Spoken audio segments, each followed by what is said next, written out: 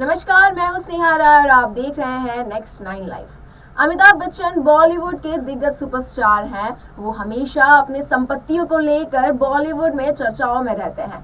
आखिर उनकी संपत्ति का बंटवारा कैसे होगा? अभिषेक बच्चन और श्वेता नंदा के बीच में बंटवारा संपत्तियों का आखिर कैसे होगा? तो आइए चलिए आज की रिपोर्ट में हम आपको बताते हैं कि पूरा ये संपत्ति का बंटवारा कैसे होने वाला है। नमस्कार, मैं हूं स्नेहा राय और आप देख रहे हैं नेक्स्ट 9 लाइफ।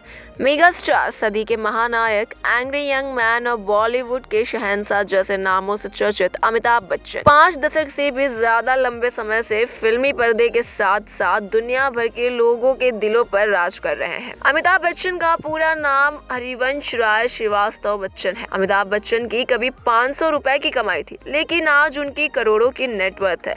उनके पास अथाह संपत्ति है और जो उनकी मेहनत का नतीजा है। आज जिस मुकाम पर हैं, वहां तक पहुंचने के लिए उन्हें जी तोड़ मेहनत तो करनी ही पड़ी। काफी रिजेक्शन भी झेलना पड़ा। अपने जिस आवाज के दम पर अमिताभ बच्चन यानी बिग बी ने हजारों लोगों को रोजगार दिया, उसी आवाज को शुरुआत से रिजेक्ट कर दिया गया था। अमिताभ बच्चन को रिजेक्ट करने के लिए किसी ने उनकी आवाज के लिए ताना मारा तो किसी ने हाइट को मुद्दा बनाया। एक प्रोड्यूसर ने तो अमिताभ बच्चन को देखते ही रिजेक्ट कर दिया था और तगड़ी हाइट के कारण ऊंट तक बता दिया था। वो कौन बनेगा करोड़पति से कितनी कमाई करते हैं, अमिताभ एक विज्ञापन को करने के लिए कितनी फीस लेते हैं, उनके पास कितने बंगले हैं, वसीयत में क्या है, ये हम आपको बताएंगे। तो चलिए जानते हैं कि पूरा किस्सा क्या है। अमिताभ बच्चन कौन बनेगा करोड़पति के हर सीजन के प्रति एपिसोड 4-5 करोड़ रुपए फीस लेते हैं। रिपोर्ट्स के मुताबिक कौन बनेगा करोड़पति के शुरुआती सीजन में अमिताभ की 1 से 1.5 करोड़ प्रति एपिसोड फीस रही, लेकिन केबीसी के पहले सीजन में अमिताभ बच्चन ने हर एपिसोड के सिर्फ 25 लाख रुपए फीस ली थी। पिछले 53 सालों में अमिताभ बच्चन की फिल्मों से होने वाली कमाई में भी जबरदस्त इजाफा हुआ है। इंटरनेट सोशल मीडिया पर मौजूद जानकारी के मुताबिक 70 और 80 दशक रिपोर्ट्स के मुताबिक 70 और 80 दशक के अमिताभ एक फिल्म के लिए 50,000 से 20 लाख रुपए तक फीस लेते थे, लेकिन आज की डेट में ये फीस 5-7 करोड़ रुपए प्रति फिल्म है। रिपोर्ट्स के मुताबिक अमिताभ बच्चन ने आनंद और चुपके चुपके जैसी फिल्मों के लिए 50,000 रुपए फीस ली थी। वहीं डॉन के लिए अमिताभ ने 2.5 लाख, तो मर्द और कूली के लिए 8 से 10 लाख रुपए फीस ली थी। इसी तरह अमिताभ बच्चन की फीस में धीरे धीरे बढ़ोतरी हो गई। उन्हें खुदा गवाह के लिए 30 लाख रुपए, तो पिंक के लिए 8 करोड़ रुपए और पा के लिए 4 करोड़ रुपए फीस मिली। लेकिन अमिताभ बच्चन ने कुछ ऐसे भी फिल्में की जिनके लिए उन्होंने 1 भी रुपए नहीं लिया, यानी वो फिल्में उन्होंने मुफ्त में की। इनमें वीर ज़ारा, सरकार और लक्ष्य जैसी फिल्में शामिल हैं। अमिताभ बच्चन 80 साल की उम्र में भी जिस तरह काम कर रहे हैं, एक बाद एक फिल्म साइन कर रहे हैं, वो वाकई इम्प्रेसिंग है। 2021 में अमिताभ की ब्रह्मास्त्र पार्ट 1, चुप, रिवेंज ऑफ द आर्टिस्ट और गुड बाय जैसी फिल्में रिलीज हो चुकी है। उनके पास अभी 6 फिल्में हैं जो रिलीज होनी है। इनमें ऊंचाई, गणपत, घूमर, द उमेश कार्निवल इनमें ऊंचाई, Ganpat, Ghoomar, the Umesh carnivals, project के और बटरफ्लाई शामिल हैं। इस उम्र में भी अमिताभ प्रॉपर्टी में खूब इन्वेस्ट कर रहे हैं। साल 2021 में ही अमिताभ बच्चन ने 31 करोड़ रुपए का घर खरीदा था और सितंबर 2022 में उन्होंने मुंबई के पास इलाके में एक पूरा फ्लोर खरीदा। अमिताभ बच्चन ने ये घर फोर्ट बंगलो एरिया की पार्थिनन बिल्डिंग के 31वीं फ्लोर पर खरीदा, जो 12,000 स्क्वायर फीट है। अमिताभ बच्चन अभी जलसा में परिवार के साथ रहते हैं। उनके पास अरबों की चल अचल संपत्ति है। सूत्रों की माने तो 2022 में अमिताभ बच्चन की नेटवर्थ 3,190 करोड़ रुपए है। वो सालाना 60 करोड़ रुपए तक की कमाई करते हैं।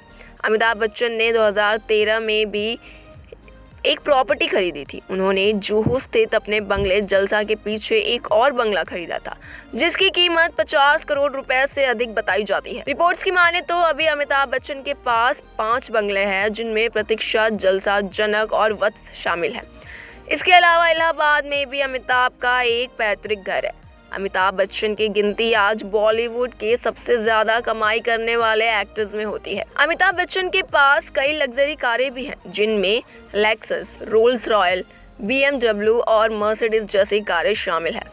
अमिताभ ब्रांड्स के एंडोर्समेंट से भी करोड़ों की कमाई करते हैं। रिपोर्ट्स के मुताबिक वो एक विज्ञापन के लिए 5 करोड़ रुपए की फीस लेते हैं। अमिताभ बच्चन रियल एस्टेट में भी अपना खूब निवेश करते हैं। उन्होंने अमेरिका की कुछ टेक कंपनियों के अलावा क्लाउड कंप्यूटिंग के साथ भी डील की। अमिताभ बच्चन की ये वसीयत की बात करें तो अमिताभ बच्चन ने वसीयत में कैसे कैसे बंटवारा होगा, एक्टर पहले से ही इसकी प्लानिंग भी कर चुके हैं।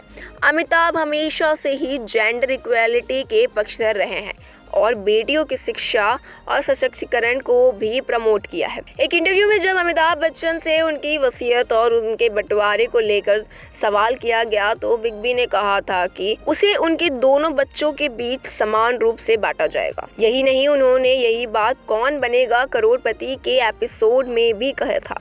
अमिताभ ने कहा था कि मेरी मौत के बाद मेरी संपत्ति मेरे बेटे और बेटी के बीच बराबर बांटी जाएगी। जया बच्चन ने राज्यसभा के उम्मीदवार के रूप में जो एफिडेविट फाइल किया था उसके मुताबिक तब उनकी और अमिताभ की कुल चल अचल संपत्ति 1000 करोड़ रुपए थी। इसके अलावा फ्रांस में भी अमिताभ और जया की एक लग्जरी प्रॉपर्टी है जो 34,175 स्क्वायर फीट में फैमिली में है। इसके अलावा फ्रांस में भी अमिताभ और जया की एक लग्जरी प्रॉपर्टी है जो 34,175 स्क्वायर फीट में फैली हुई है। अमिताभ बच्चन के वर्क फ्रंट की बात करें तो अमिताभ हाल ही में गुड बाय में दिखे थे। गुड बाय का मतलब होता है अलविदा, और जब हमारी ज़िंदगी का कोई बेहद करीबी हमसे अचानक बिना किसी प्लानिंग के गुड बाय कह दे तो उससे ज़्यादा ट्रेजिक क्या हो सकता है।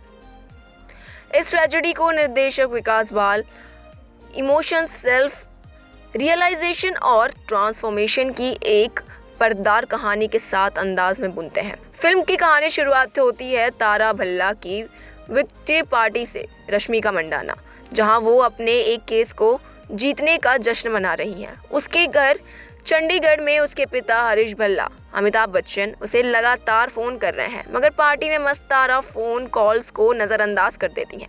अगली सुबह उसे पता चलता है कि उसकी मां गायत्री नीना गुप्ता हार्ट अटैक से चल बसी हैं और उसके पिता इसलिए ही उसे फ़ोन कर रहे थे। तारा गहरे अपराध बोध से गिर जाती है। इस परिवार के अन्य सदस्यों में बड़ा बेटा अंगद, पावेल गुलाटी और फिरंग बहू डेजी एली एवरम विदेश में शिफ्ट हो चुके हैं। दूसरा गोद लिया हुआ बेटा भी अब्रॉड में है और एक सबसे छोटा बेटा पर्वतारोहण के लिए गया है। अब हरीश और गायत्री के बच्चे किन हालातों में अपनी मां के अंतिम संस्कार में पहुंचते हैं, यहीं से फिल्म की कहानी आगे बढ़ती है। मगर इस कहानी में गायत्री के अंतिम संस्कार के रीति रिवाजों के सहारे किरदारों का मानसिक, सामाजिक और आर्थिक हाल बयान किया है। जहां एक तरफ मॉडर्न बेटी तारा इन कर्मकांडों को अंधविश्वास बताती है तो वहीं पिता हरीश उसे आस्था का नाम देते हैं। मगर इस आस्था के पीछे जो साइंस और लॉजिक है, जिसके संतुलन स्थापित करने को जिम्मेदारी पंडित जी के कंधों पर है, जो है बने हैं सुनील ग्रोवर। फिलहाल के लिए इतना ही। देखते रहे नेक्स्ट 9 लाइफ। Good bye.